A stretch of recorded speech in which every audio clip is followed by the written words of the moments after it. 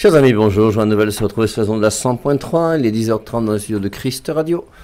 Nous sommes le 28 septembre 2021 et nous sommes avec MC et nous continuons notre réflexion sur l'adoration. Ce matin, on avait lu ensemble Jean chapitre 4, la Samaritaine. On avait vu comment, avec cette Samaritaine, Jésus-Christ va avoir la délicatesse de pouvoir transformer son cœur, j'ai envie de dire. Son cœur qui a été profondément blessé par des manques d'amour. Elle a eu 5 maris, elle était avec un 6e qui n'est pas son mari. Et Jésus-Christ lui fait découvrir l'adoration pour qu'à travers l'adoration, elle ait vraiment cette source de vie dans son cœur qui lui permettra de recommencer sa vie. Alors on avait la Samaritaine aussi, ce qui est intéressant, c'est de voir comment ensuite elle va aller dans son village. Elle n'a pas fait de théologie, elle n'a pas fait Lucas, elle n'a pas écouté la 100.3 pendant 3 ans. Elle n'a pas lu le catéchisme de l'Église catholique, elle va convertir tout son village.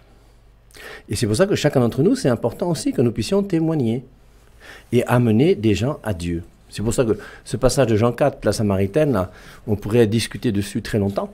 Surtout qu'au début, on commence par montrer que le tribalisme, c'est idiot et bête. Et c'est important de le répéter ici au Cameroun, parce que le tribalisme, c'est quelque chose d'incompréhensible. Mais vous avez des sociétés dans lesquelles on parle toujours le même patois. Tu ne comprends rien. Et des gens qui sont pourtant intelligents, apparemment. C'est vraiment inconcevable lorsque nous sommes chrétiens et qu'on voit Jésus-Christ qui cause à cette Samaritaine « Donne-moi à boire ». Et c'est extraordinaire. Jésus-Christ dit « Donne-moi à boire ». Elle a sa cruche pour lui donner à boire. Et elle lui dit « Comment toi qui es juif, tu me causes à moi qui suis une Samaritaine ?» Et Jésus-Christ qui répond aussi très simplement hein, « Si tu savais qui je suis, tu ne poserais pas des questions bêtes et idiotes comme ça. Si tu savais qui je suis, moi je suis Dieu. Comment tu es juif ou pas juif, mais ça m'est égal, je suis avec toi, on est ensemble. » C'est très, très très joli. Bon, MC, je te laisse la parole, sinon je vais encore parler tout seul. C'est parce qu'il y a beaucoup à dire, mon père, c'est parce que vous vivez ça. C'est-à-dire que vous êtes en train de dire tout ce que vous vivez dans ce cœur à cœur avec Jésus. Hein, Madame Jésus qui parle de Jésus, qui parle de cette union avec Jésus. Et il est en train d'adorer. C'est ça l'adoration. Ce que le Père est en train de faire là, justement, c'est ça l'adoration. N'est-ce pas? C'est ce à quoi nous sommes appelés.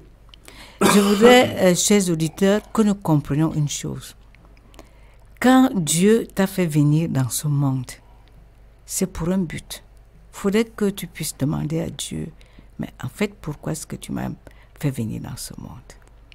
Et je crois que les Saintes Écritures donnent déjà une réponse à cela.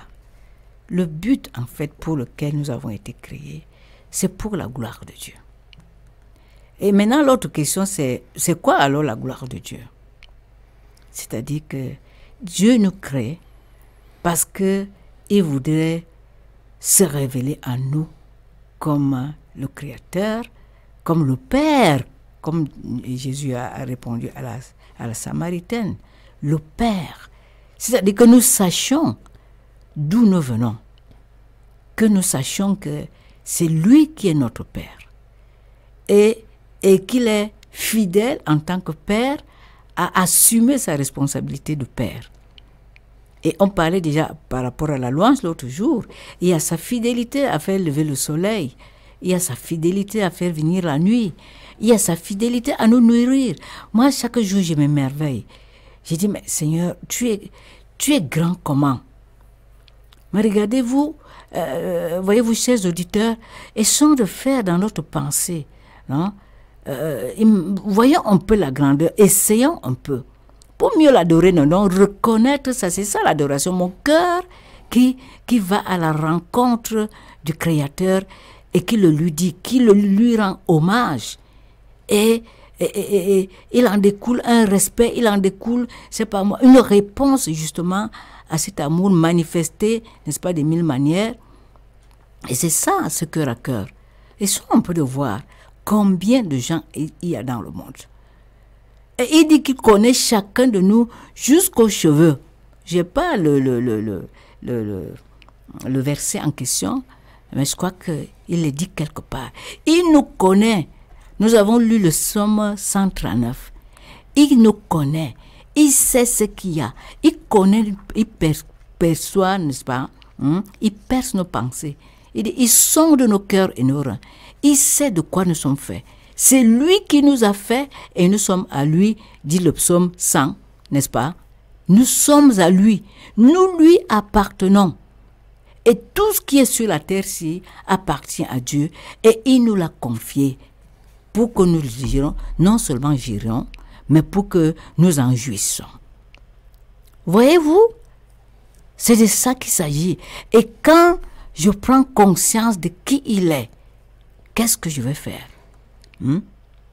Sachant qu'il est là, que sa présence remplit l'univers, sachant qu'il est là, que je suis son temple, je ne peux que lui offrir toute ma vie, dans tout ce que je fais.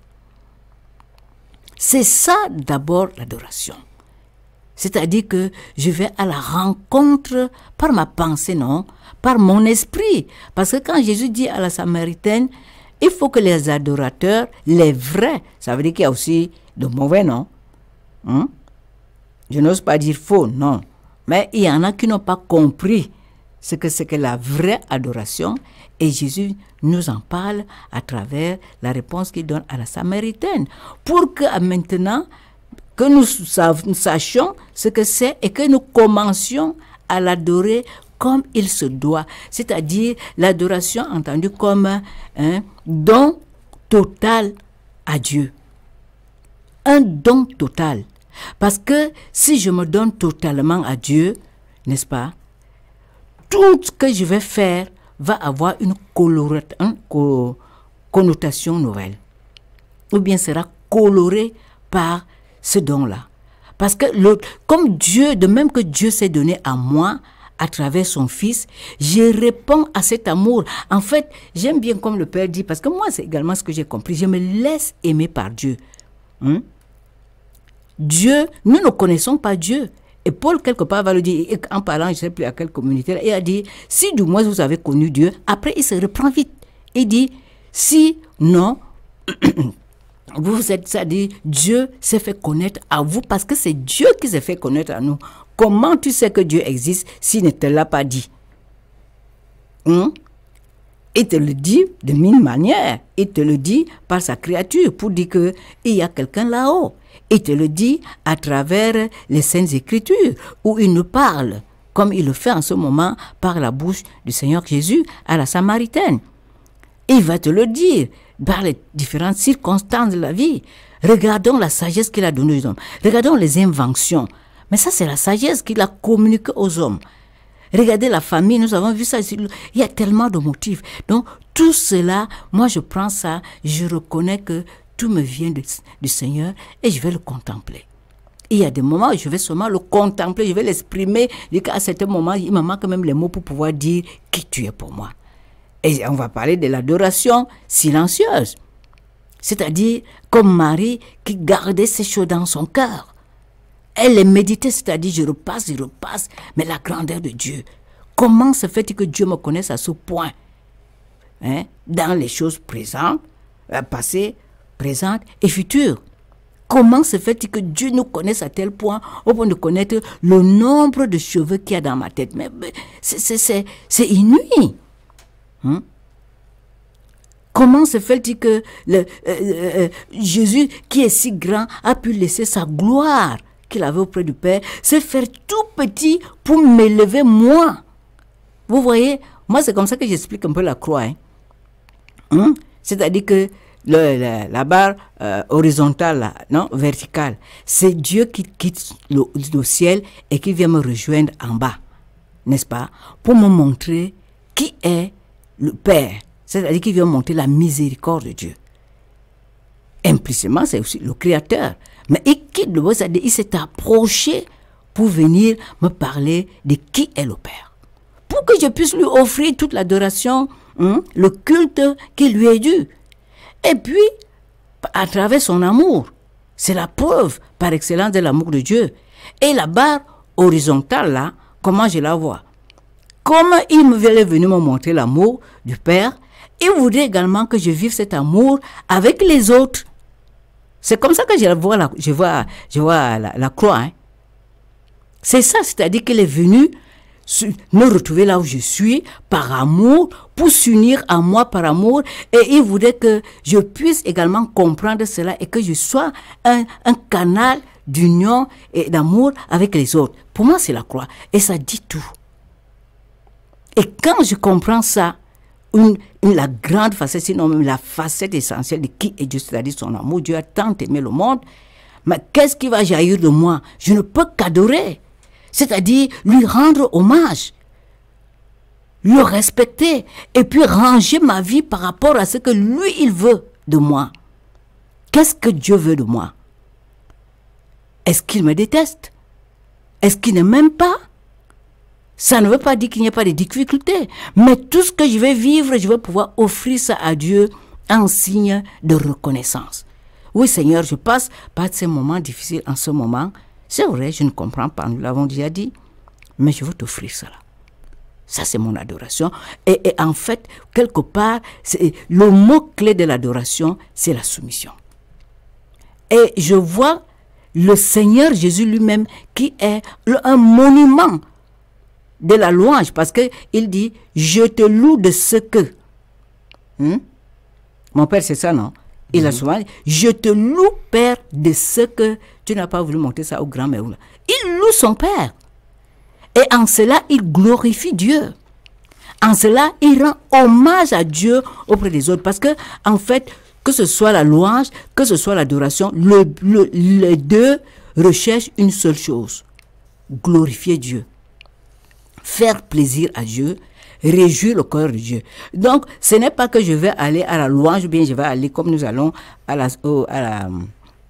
l'adoration du Saint-Sacrement. Je dis, ça c'est un aspect. Hein. Ce n'est pas pour que j'aille me sentir bien moi. Parce qu'il y a des gens, on va aller, oh, le temps de louange aujourd'hui, oh, j'étais bien. Hein. Oh non, ça c'est les émotions qui n'ont rien à voir avec l'adoration. Hein. C'est pas pour l'adoration, ce n'est pas pour que toi tu sois bien, c'est pour réjouir le corps de Dieu. Si tu comprends l'adoration, que oui, je dois être bien moi, c'est que tu n'as pas compris ce que c'est que l'adoration, parce que tout converge vers Dieu. C'est lui qui est le centre de mon adoration, c'est lui qui est le centre de ma louange. Évidemment, puisque tu es en train de faire sa volonté, et il y a un juste retour de l'ascenseur, comme il dit, la louange va monter, l'adoration monte, et comme il est content, il va te le faire sentir. Il y a des bienfaits de l'adoration. Je ne sais pas si je me fais comprendre. Pour dire quoi? Pour dire que c'est un style de vie. C'est-à-dire un esprit d'adoration. Il s'agit de mon esprit, pas le Saint-Esprit. Mais il faut que je dispose mon esprit, n'est-ce pas? Et comme David avait dit l'autre jour, mon âme bénit le Seigneur. Alors je vais aussi dire à mon âme adore Dieu.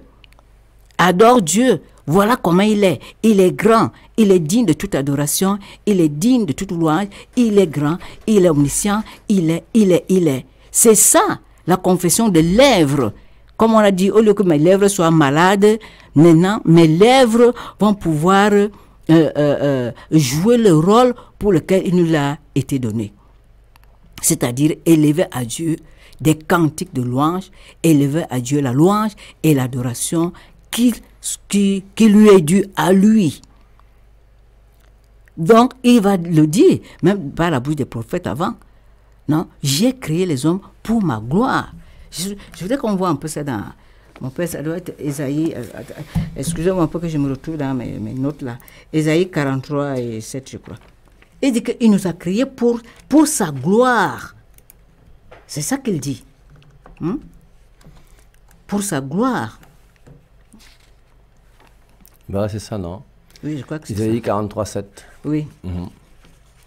Donc, je prends en partie du verset 6. Je dirai au nord, donne-les, et au midi, ne les retiens pas. Fais venir de plus en plus loin mes fils et mes filles des extrémités de la terre. Ramène tous ceux qui portent mon nom, que j'ai créé et formé pour ma gloire. Voilà.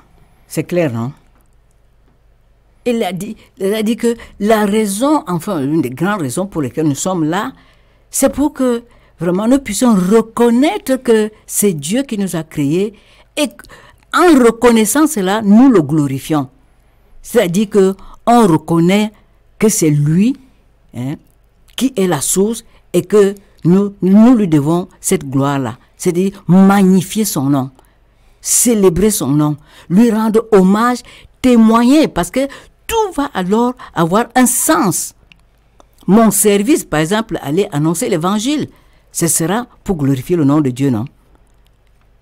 Même dans les tâches les plus viles, ce sera pour glorifier, parce que, mon père, on va lire ça. Lisons un peu dans 1 Corinthiens 10, ce que je suis en train de dire là, que tout ce que nous devons faire là, c'est pour lui.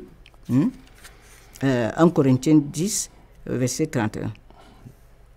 Je vous lis 1 Corinthiens 10, 31. Soit donc que vous mangiez, soit que vous buviez, et quoi que vous fassiez, faites tout pour la gloire de Dieu. On a compris là. Donc, tout ce que nous devons faire, ça doit être fait pour la gloire de Dieu.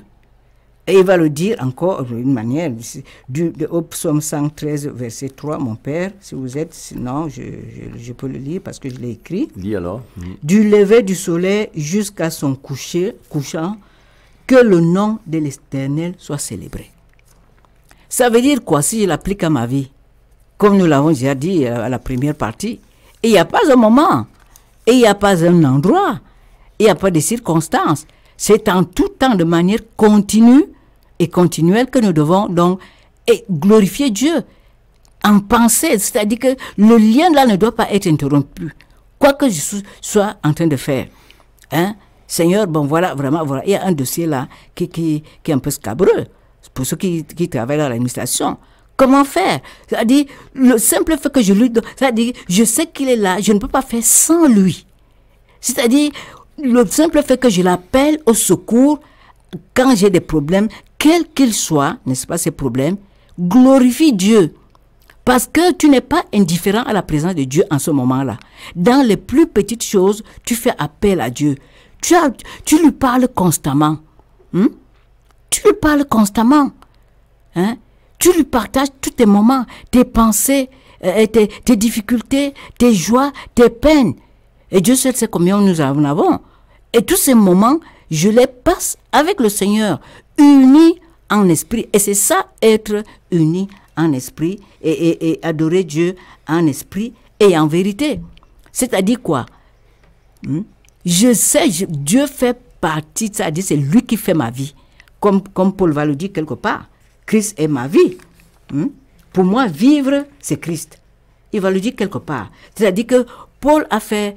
Ça, il parle dans un contexte d'évangélisation parce qu'il dit « Malheur à moi si je n'évangélise pas. » Mais on peut l'élargir. « Malheur à moi si je n'évangélise pas, si je n'annonce pas Christ. » Donc, Christ, pour moi, est ma vie.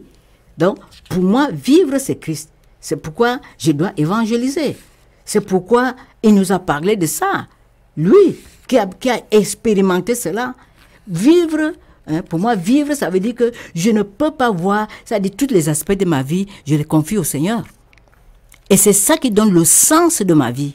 Donc, hors de Christ, hors de Christ, ma vie perd tout sens. Je ne sais pas s'il me fait comprendre. C'est ça la véritable adoration.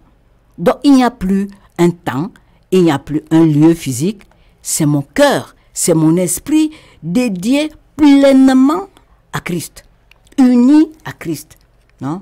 Et c'est là la vraie adoration. Le cœur que j'offre à Dieu et pour lui dire, voilà, me voici Seigneur. Fais de moi ce que tu veux. Et nous avons l'exemple de Marie, Luc 1,38, mon père, qui a été pour moi la grande adoratrice. C'est la soumission au Seigneur, l'adoration, qui est au cœur. Luc 1,38, Marie dit, « Voici la servante du Seigneur, qu'il me soit fait selon ta parole. » Et l'ange s'éloigna d'elle. Voilà. Qu'il me soit fait selon ta parole. Donc, selon ta volonté. Ta volonté, la volonté de Dieu, c'est quoi? Qu'on reconnaisse que c'est lui qui a fait les cieux et la terre. Qu'on reconnaisse qu'il nous a donné Jésus-Christ. Qu'il nous a tant aimés. Et la preuve de cet amour, c'est le sang précieux de Jésus versé à la croix pour nous sauver, toi et moi, qui s'est fait tout petit pour nous élever à lui, qui s'est régné, a laissé pour un temps sa gloire de côté pour venir prendre chair, forme humaine et nous faire connaître l'amour du Père. N'est-ce pas merveilleux? Comment donc, si je me réclame chrétien, je le dis, mais maintenant, alors ma vie, quand on va regarder ma vie, on se demande vraiment si tu es chrétien. C'est ça, ça dit que ça sonne faux. le vrai adorateur, c'est que, ça ne veut pas dire que je ne veux plus pécher, hein. Non, mais le Seigneur voit ma bonne volonté. Le Seigneur voit comment je dispose et mon esprit et mon corps et tout ce qui est à moi, que je mets ça à son service et je m'émerveille de lui. C'est ça. Et ça va s'exprimer de plusieurs manières. Par le chant. Et je voudrais ouvrir une parenthèse pour dire qu'il n'y a pas en fait chant d'adoration, à mon sens.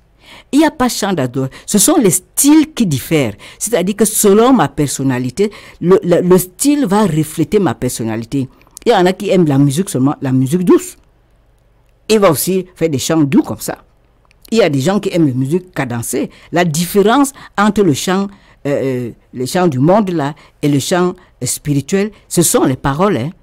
Bon, je prends un exemple, la mélodie zouk. Bon, le zouk est utilisé aussi bien par les chrétiens que les non-chrétiens, non? Qu'est-ce qui fait la différence là? Ce sont les paroles.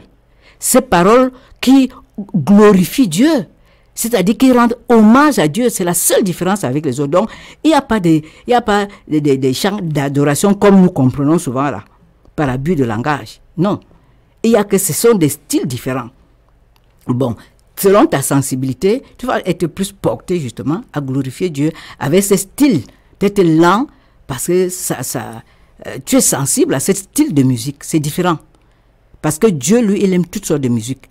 Quand je parle de toutes sortes de musique, les musiques qui lui sont dédiées, bien sûr, ça va de soi. Nous sommes là justement dans la gloire de Dieu. Voilà un peu. Donc, la soumission donc, est au cœur de cette adoration. Parce que se soumettre, nous l'avons déjà vu par le passé, c'est dire, oui, je reconnais ton autorité sur moi. Et maintenant, je reconnais que tu m'aimes.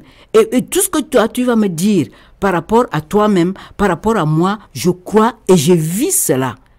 Et il y en a qui vont plus aimer l'adoration, c'est-à-dire le mot adoration, que celui qui doit être adoré. C'est-à-dire qu'il va chercher, comme nous allons au Saint-Sacrement, on lui demande, qui est même là? Tu viens même adorer qui là? Difficilement, elle va te répondre. Or, quand nous sommes devant le Saint-Sacrement là, nous sommes devant Jésus lui-même. Là, je suis devant le roi des rois. Je suis devant celui qui s'est humilié, qui s'est fait petit pour moi. Je commence à lui dire, même dans mon cœur, même si je ne parlais pas, mais regarde comment tu t'es confiné, Seigneur. Quelle humilité. Comment tu t'es fait tout petit pour moi. Grâce à toi, Seigneur, j'ai été pardonné. Je vois le Dieu qui pardonne.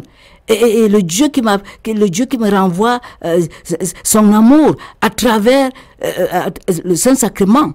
Ça me parle de la croix. Ça me parle du Père. Jésus est là devant moi. À ce moment, je n'ai même plus de parole. Je le contemple. Il n'y a plus de parole. Il sait ce qu'il y a dans mon cœur. Les mots n'ont plus de place. Je laisse agir mon cœur. Et devant le Seigneur qui connaît tout ce qu'il y a dans mon cœur, qui lit, nous sommes unis. Nous sommes devenus un. Jésus en moi, moi en lui. C'est une fusion de cœur. Le roi des rois est là. Celui qui a donné sa vie est là. Par lui, je vois le Père. Le Saint-Esprit est là. Et je suis émerveillé. J'ouvre les yeux tout grands. Parfois, je les ferme. Pour mieux, comment on dit, me réjouir de ces moments-là, d'extase devant celui-là, qui est tout pour moi, qui est le sens de ma vie. Je sais que hors de Jésus, il n'y a pas d'autre, il n'y a pas de sens.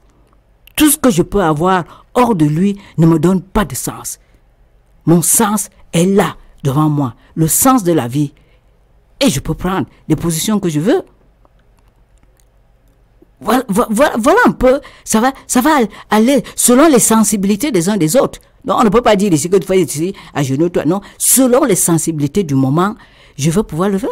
Quand je suis seul, quand je suis avec les autres, par le chant, je ne sais pas si je me fais comprendre. Mon père, vous savez, quand je suis là, moi aussi, je commence à être comme vous parce que avoir ce Dieu-là, je ne sais pas. Sans Jésus, quel sens j'ai? Vous imaginez, je me lève le matin, je vais au boulot dodo au métro comme quelqu'un a chanté. Mais quel sens ça a, mes amis? Quel sens a tout ceci? si ce n'est pas avec Jésus. Mais non, ma vie c'est Jésus. Le sens de ma vie c'est Jésus. Je vis de lui. Et même, je me laisse aimer par lui. S'il veut bien m'accorder une grâce, ça c'est son affaire. Mais mon but, ce n'est pas d'aller chercher les grâces. Je ne cherche pas les mains de Dieu. Je cherche le cœur de Dieu. Je vais à la rencontre de ce Dieu qui a tout fait pour moi et qui est tout pour moi. Voilà l'adoration. Et ça, c'est tous les aspects de ma vie. Mon Père, je vous redonne la parole.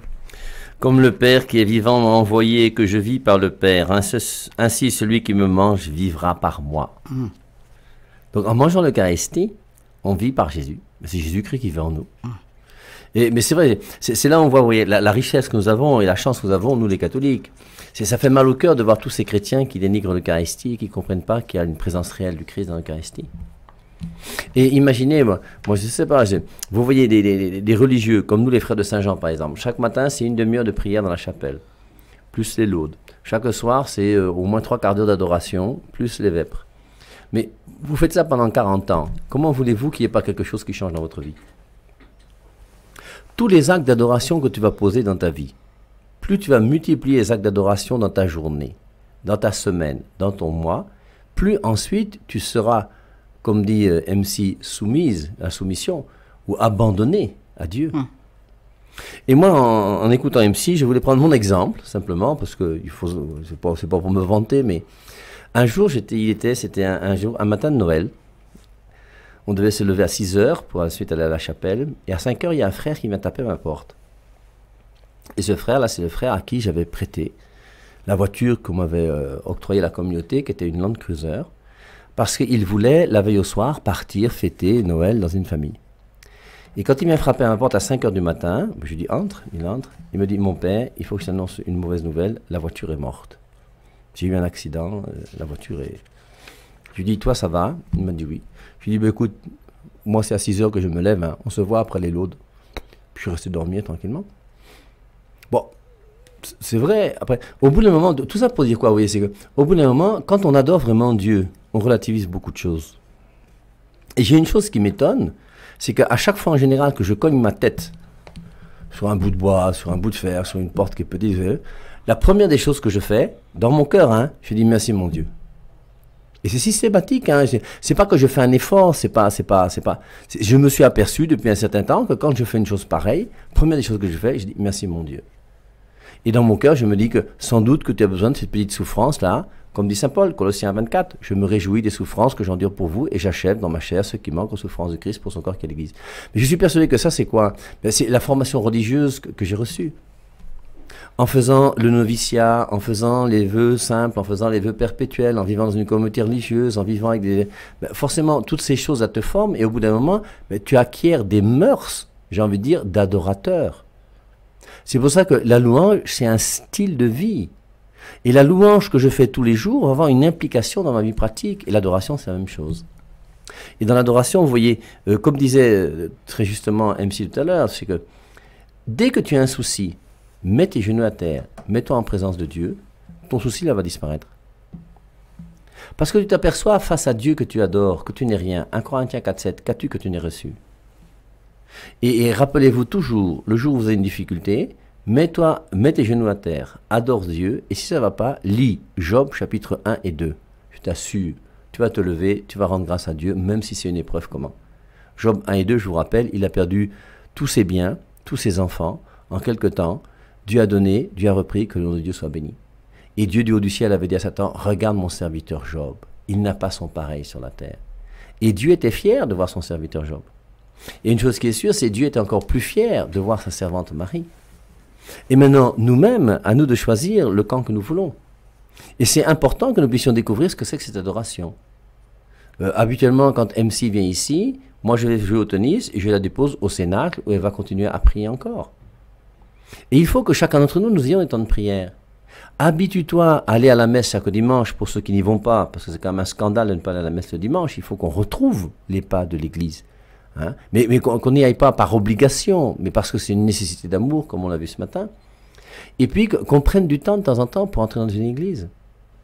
Et comme disait MC, tu rentres dans une église, tu viens avec ta voiture, tu as fait 2 heures dans les embouteillages. Si tu prends maintenant 10 minutes dans l'église, ça va ajouter quoi à ta vie? Tu gardes ta voiture devant l'église là où tu passes. Tu fais 5 minutes, tu entres dans l'église. Fais ça tous les jours, 5 minutes dans l'église, tous les jours. Tu vas voir qu'à la fin de ta vie sera complètement changée.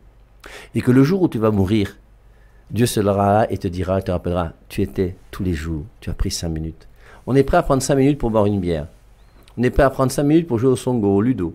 On est prêt à prendre 5 minutes pour faire beaucoup de choses. Mais quel c'est le temps que nous prenons pour Dieu? Mon âme ne peut que te dire merci, Seigneur.